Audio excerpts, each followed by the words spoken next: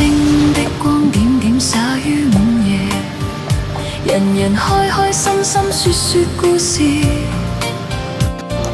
偏偏今宵所想講不太易，遲疑地望你想說又復遲疑。